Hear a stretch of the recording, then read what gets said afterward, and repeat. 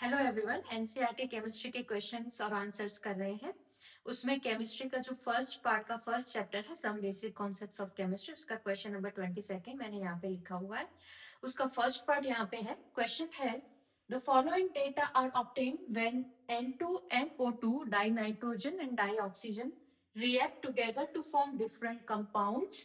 Mass of dioxygen, mass of dinitrogen दिया हुआ है और क्वेश्चन पूछा है जो मैं यहाँ पे लिखना भूल गई हूँ कि अगर इस टाइप का डेटा दिया हुआ है तो ये कौन सा जो लॉ है हमारी केमिस्ट्री का वो फॉलो कर रहा है, which law is obey by this type of data. Okay, तो देखो सबसे पहला ये है कि जो भी हमारे लॉज हैं उसका हमको नॉलेज होना चाहिए, ठीक है।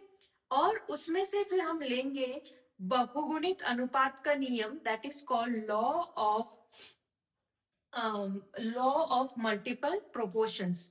लॉ ऑफ मल्टीपल प्रोपोर्शंस क्या है कि जब दो तत्व, दो एलिमेंट अगर मिलके डिफरेंट डिफरेंट टाइप के कंपाउंड्स बना रहे हैं और उसमें से अगर हमने एक एलिमेंट का जो मास है वो फिक्स कर दिया और उसके साथ जो दूसरा एलिमेंट से वो मिलके कंपाउंड बना रहा था उसका जो मास दिया हुआ है, अगर उसका जो अनुपात है, जो रेशो है, वो होल नंबर में आ जाता है तो वो डेटा को और वो जो सारी की सारी केमिकल रिएक्शंस हो रही है उसको क्या बोलेंगे कि हाँ ये जो डेटा है, ये जो केमिकल रिएक्शंस है वो बहुगुणित अनुपात का जो नियम है या लॉ ऑफ मल्टीपल प्रोपोर्शंस को वो फॉलो कर रहा है, ठीक है। अब हम जाते हैं वापस हमारे डेटा पे कि हमको क्या दिया हुआ है। तो यहाँ पे डाई ऑक्सीजन और डाई नाइट्रोजन का हमको मास दिया हुआ है और हम इस वाले लॉ को अप्लाई करने की ट्राई करते हैं। उसके लिए हम नाइट्रोजन के मास को क्या करेंगे, फिक्स्ड करने की ट्राई करेंगे कि चलो लेट जस्ट अज्यूम कि ये हमारे पास 14 ग्राम ही है और इसका जो मास है वो ऐसा कि ऐसा रहने देंगे और देखेंगे are we getting like whole number ratio, the small simple ratio में हमारे पास आ रहा है क्या। तो ये हो गया 1, अगर रेशियो निकालेंगे ये हो गया 2, ये हो गया 2 और ये हो गया 5।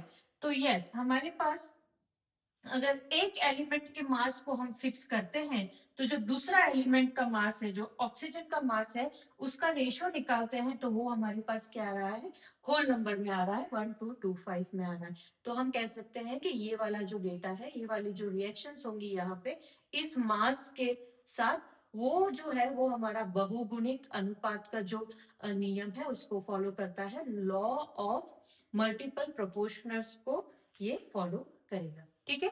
और इसका सेकंड पार्ट अब मैं यहाँ पे लिखूंगी। क्वेश्चन नंबर 21 का जो पार्ट बी है वो है fill in the blanks. First है 1 किलोमीटर को मिलीमीटर में चेंज करना है और फिर पिकोमीटर में चेंज करना है। सो देखो 1 किलोमीटर इज इक्वल टू 10 की power 3 metre and 1 metre is equal to 10 की पावर 3 मिलीमीटर। तो अपन को किलोमीटर से मिलीमीटर में जाना है तो इन दोनों का क्या करना पड़ेगा, मल्टीप्लाई करना पड़ेगा।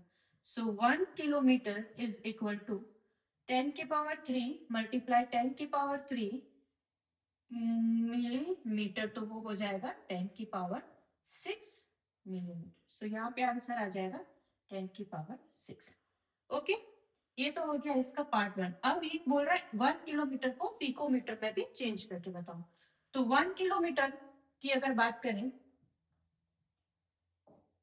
तो वो मीटर भी चाहिए हमको और पिकोमीटर भी चाहिए, क्योंकि 1 मीटर इज इक्वल टू 10 की पावर 12 पिकोमीटर ये होता है, ठीक है। अब 1 किलोमीटर को चेंज करना है तो मीटर उसमें कितने हैं, यहां से 10 की पावर 3 मीटर हो गए और पिकोमीटर का क्या वैल्यू हो गया, 10 की पावर 12 पिकोमीटर। तो ये हो जाएगा 10 की पावर 50 पिकोमीटर। सो यहाँ पे हो जाएगा 10 की पावर 50 पिकोमीटर। इसका पार्ट 2 है 1 मिलीग्राम को किलोग्राम में चेंज करना है। तो 1 मिलीग्राम इज इक्वल टू होता है 10 की पावर -3 ग्राम और 1 ग्राम होता है 10 की पावर -3 किलोग्राम। और अपन को यहां से यहां जाना है, ठीक है। तो अगेन अपन क्या करेंगे, यहाँ पे 1 मिलीग्राम इज इक्वल टू कर देंगे 10 की पावर -3 मल्टीप्लाई 10 की पावर -3 इज इक्वल टू 10 की पावर -6 किलोग्राम। सो यहाँ पे आ जाएगा 10 की पावर -6 किलोग्राम। ठीक है, और दूसरा पार्ट अगर मैं करूं तो 1 मिलीग्राम इज इक्वल टू होता है 10 की पावर +6 नैनोग्राम। तो यहाँ पे आ जाएगा 10 की पावर 6 नैनोग्राम। ठीक है,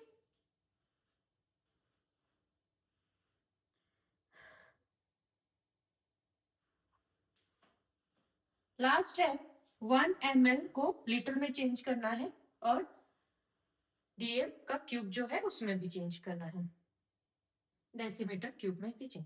लास्ट क्वेश्चन है 1 ml को लीटर में और डेसीमीटर क्यूब में उसको चेंज करना है। अब 1 ml इज इक्वल टू 10 की power -3 litre. Okay, 1 litre is equal to 1000 millilitre. तो रिवर्स होगा तो क्या हो जाएगा, -3 में चला जाएगा। सो ये हो गया 10 की power -3। Now 1 litre is equal to 1 decimetre का क्यूब। तो ये और ये सेम ही हो गया, तो इसकी वैल्यू भी यहाँ पे सेम ही हो जाएगा।